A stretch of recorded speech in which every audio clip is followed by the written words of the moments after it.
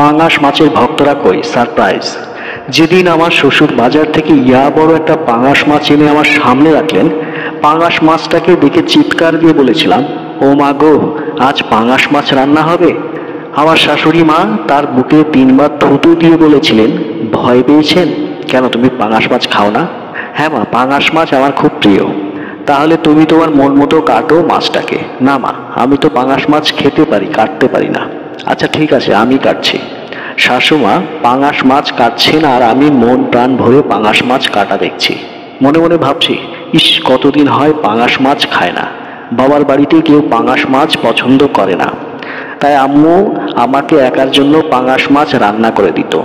পরবর্তীতে আম্মু পাঙাশ মাছ রান্না করতে করতে বিরক্ত হয়ে গিয়েছিল আর বলেছিল, আজ থেকে তোর পাঙাশ মাছ খাওয়া বন্ধ। এরপর বিয়ে করে তোর শ্বশুর বাড়ি গিয়েই তুই পাঙাশ মাছ খাবি। এ বাড়িতে আজ থেকে পাঙাশ মাছ আনা নিষেধ। আম্মুর কথা মতো বাসায় পাঙাশ মাছ আনা বন্ধ হয়ে গেল। তাই বাধ্য হয়ে রাজি হতে হলো আমার বিয়ের জন্য, যাতে শ্বশুর বাড়ি গিয়ে অন্তত পাঙাশ মাছ খেতে পারি। পরবর্তীতে অবশ্য জেনেছিলাম কেন আম্মু বাসায় পাঙাশ মাছ আনতে আব্বুকে না করে দিয়েছিল।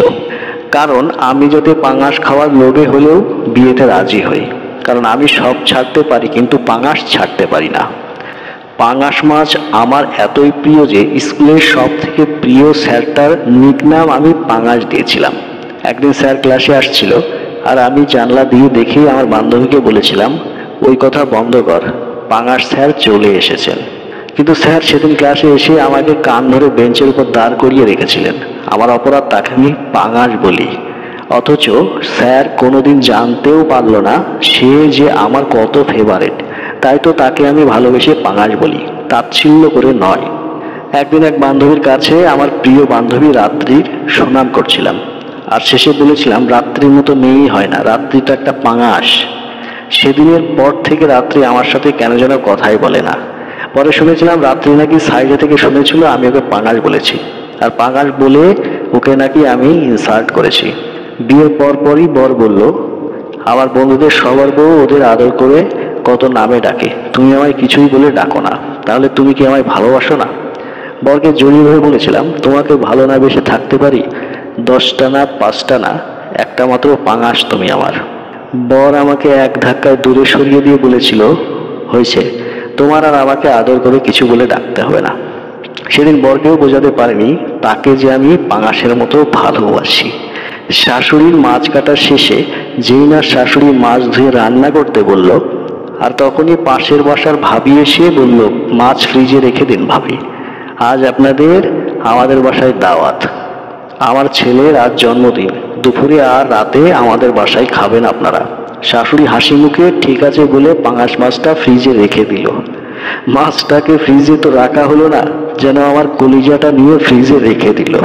ভাবি বাসার দাওয়াত খেয়ে এসে রাতে যখনই ঘুমিয়ে পড়লাম, স্বপ্নে দেখি খুব মজা করে আমি পাঙাশ মাছটাকে রান্না করেছি।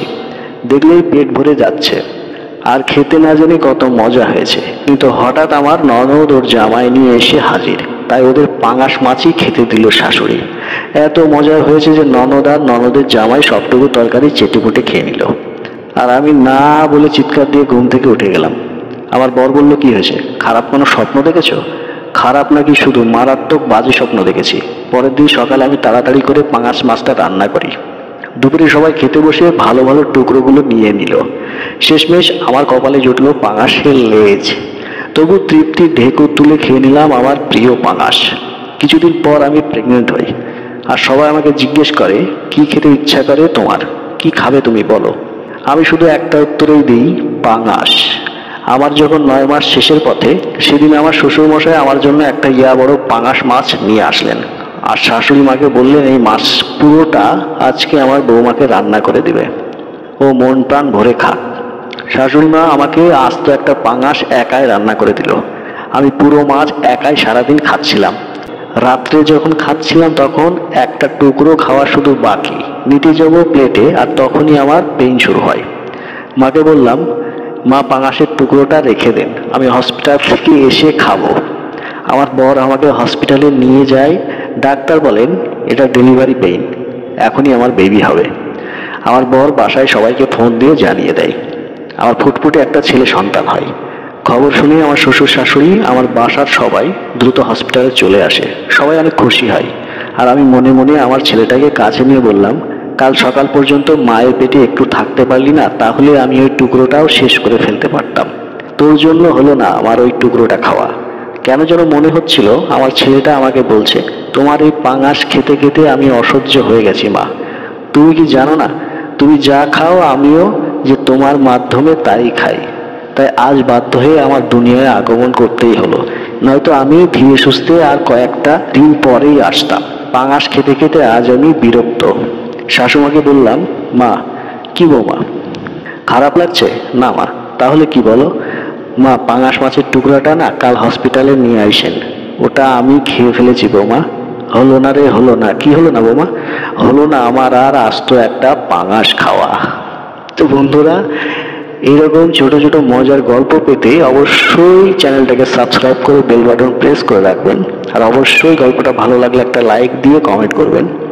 আর ফেসবুকে যারা ভিডিও দেখছেন তারা অবশ্যই পেজটাকে ফলো করে দিবেন, যাতে করে আমার লেটেস্ট ভিডিওগুলো সবার আগে আপনার মোবাইল স্ক্রিনে দেখতে পান।